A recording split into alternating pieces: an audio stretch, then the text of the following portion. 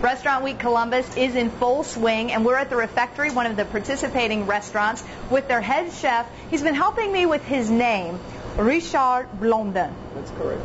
Very French. And we're going to be making a Seafood Coulibiac? Yes. Delicious. So, chef, please show us how this dish is done. Okay, so I have all the ingredients on the table. An assortment of seafood. In that case, it's salmon, scallop, trout. And I have also some crayfish. Some red onion, some chives, eggs, heavy cream, and some egg wash. And I do have some puff pastry because, as you'll see, it's going to be part of the whole thing. So I start with my seafood. I have a bowl here, and then what I do is I take some of the seafood. In that case, I'm going to take the trout. It's important to use fresh products, especially fresh. Definitely fresh, yes. So I have some of the seafood right there. I'm going to put in a food processor.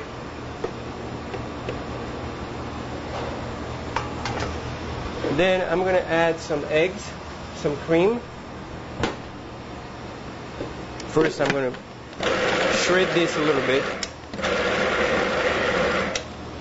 Then I'm going to crack an egg in there.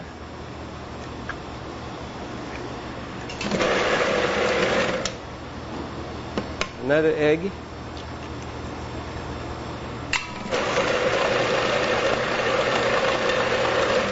So this is what I get for now.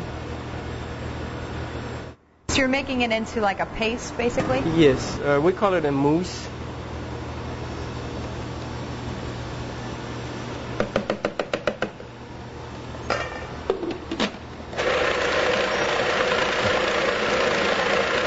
So my seafood and eggs are incorporated now, and I'm going to put a little bit of cream, heavy cream.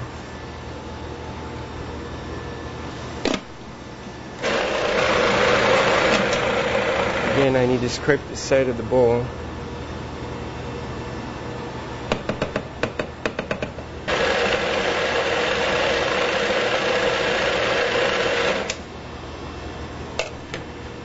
And I'm going to season this with salt and pepper.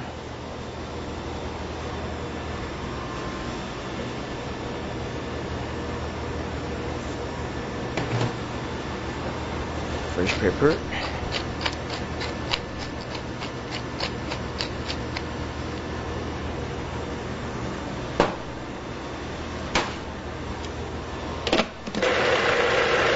Okay, so that's the first step. Very simple. Now the seafood I'm using here, you're not limited to those seafood. You can use anything you want as long as it's fresh. Use your imagination.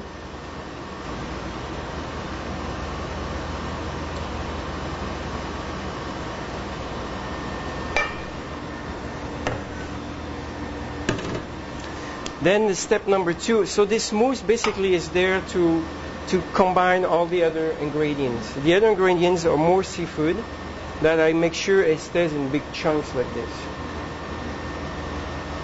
You can cut it up the way you want, but you want chunks, so lots of chunks.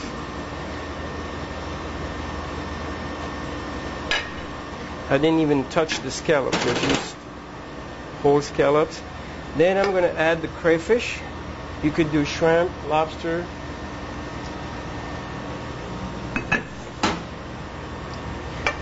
Then some red onions. Again, it could be regular onion, it could be shallots. Then some chives. I like the chives because it's green, so it kind of gives a nice color contrast.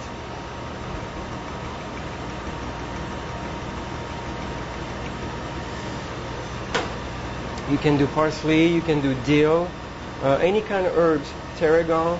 You want to stay away from the thyme, the rosemary, because it's kind of a branch. It's a branch, and it's hard to eat. Yeah.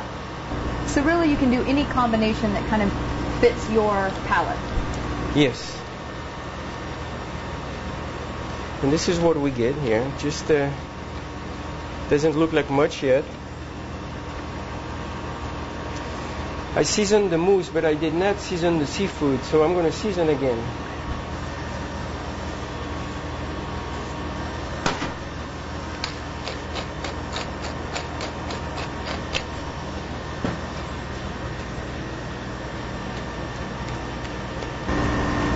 And just salt and pepper. You don't need any seafood seasonings or. No, well, I keep it simple? don't, but I will say why not?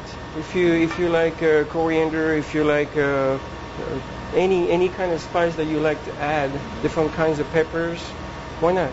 I just do salt and pepper.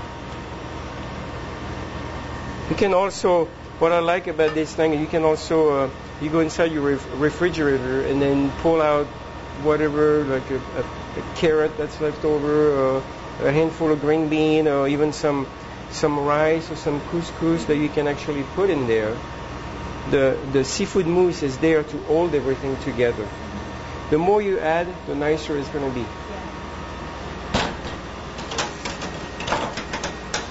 Now I take my puff pastry, simple puff pastry that I actually rolled out so it's not too thick.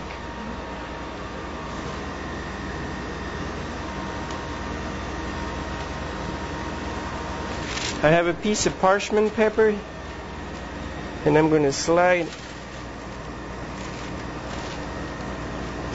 Actually, I'm going to cut it. It's too big. So what I do there is I'm going to line my puff pastry on top of that parchment.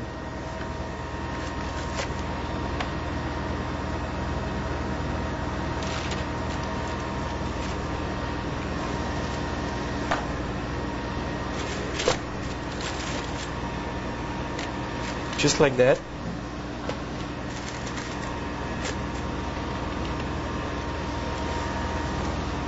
I have the parchment is about that wide, and I'm just sitting at the edge of it because I'm going to build my coulibiac right here.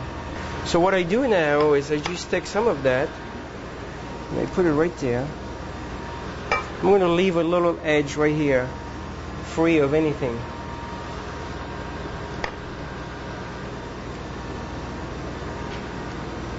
I'm just doing a little, just like you're doing a meatloaf. The color is great.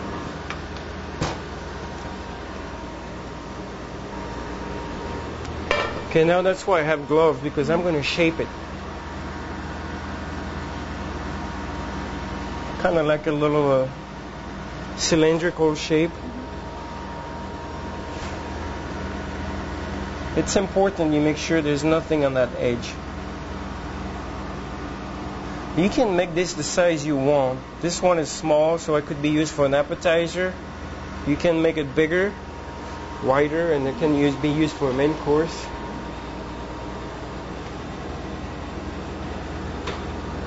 There's really no rules. I do have a recipe just for the basic, but after that it's up to you. Okay, so this is pretty much what you're looking for. And then now I'm going to fold the puff pastry over. We're going to hide everything. Take some egg wash, just egg yolk, a little bit of cream.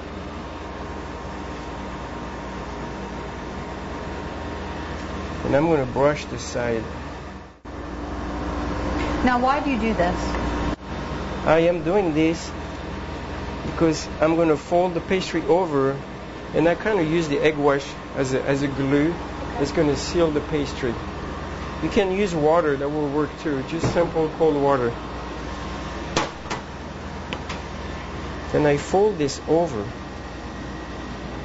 just like that. Now I'm going to press where the egg wash is. That's where it's really going to stick, and that seals right there. It's like if you were making a ravioli or anything where you were sealing the edges. Now there's air inside. So what I do is I do little holes. Then I kind of, using my hand, I push harder, try to get all the air out through those holes. Does it make a difference in baking if there's air inside? It won't make a difference in baking, but it will make a difference when you cut. There's no holes. It's a solid piece of Coulibiac. If you don't do this, you're gonna see when you cut, it's gonna look like bread. It'll have holes here and there, and you don't want those holes to be there. So you kind of press pretty firm, and also you want to make sure that you give them an identical look from here to here. You don't want here to be like this and here to be like this. Yeah.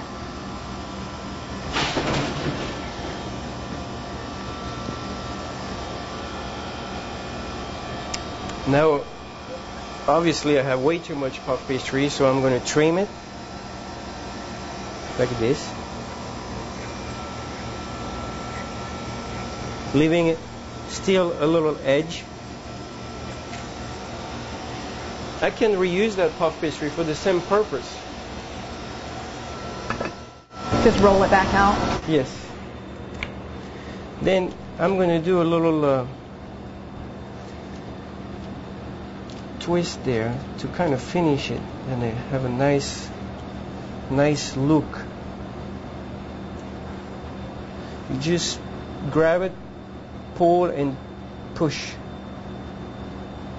Tricks of the trade. You push hard, and then it'll stay. And again, the egg wash are there to seal everything. I have this parchment that is also too big. I'm going to trim it to the size of the Coulibiac.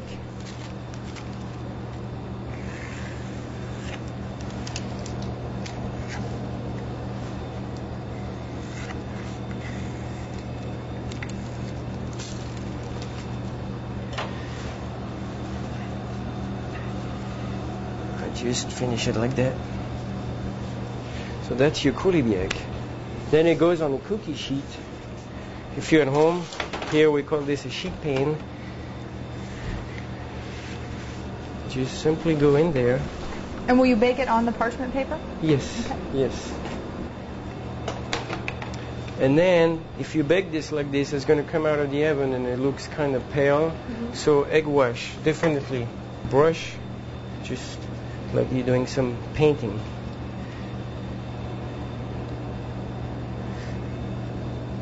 This is going to give it a nice color when it comes out of the oven. Depending on the size, I always bake my Coulibiac anywhere from 350 to 400. 400 might be a little better. I tell you why, because seafood cook very quickly. The seafood will cook before the puff pastry.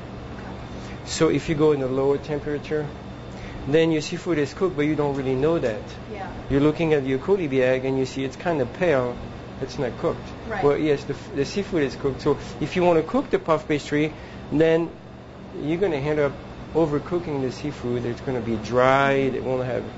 It's not the same at all. Yeah. So if you start with a very hot oven, it's going to really cook the puff pastry quickly. And that's all you need. For something that size, I'll bake it for anywhere from 12 to 15 minutes. If it's bigger, of course, you go to 20, 25 minutes. But it's important you go in a high heat oven. Now, what kind of items would you pair with this? I mean, obviously this is, a meal in itself, but for folks at home that may be looking to add like a vegetable or something alongside of it, what would you recommend? Well, we here at the restaurant, we serve it with starch, rice, pasta, couscous. And vegetable, asparagus, carrot, broccoli, something, yeah. Green beans. So there's really nothing doesn't go well with this. Mm-hmm. Nothing. With a sauce, we do a white wine sauce. Okay. And as far as the wine pairing, nothing could be better than Chablis for that. This looks fabulous. Okay. Now, this is definitely something that you could make at home. Yeah. However, I think that probably a better choice would be to come to the Refectory and try it yourself, because the chef has really made something quite delicious. This is amazing. Absolutely delicious. My compliments to the chef and my compliments to the Refectory.